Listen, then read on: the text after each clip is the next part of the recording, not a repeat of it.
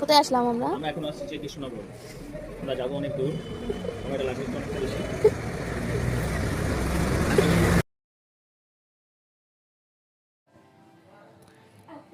কৃষ্ণনগরে আমরা একটু দাঁড়িয়েছিলাম টি ব্রেক নেওয়ার জন্য। তো আমি ওকে জিজ্ঞাসা করছিলাম চাটা কেমন, তো ও বললো চাটা খুব সুন্দর। তারপর আবার আমাদের জার্নি শুরু হবে। ফার্স্ট টাইম বাইকে করে এত দূর যাওয়ার সাহস নিয়েছি। আমি নিইনি যদিও, ওর ইচ্ছা এটা বাইকে করে ঘুরতে যাওয়া, আমার অতটা ইচ্ছা ছিল না, আমাকে জোর করে নিয়ে যাচ্ছে।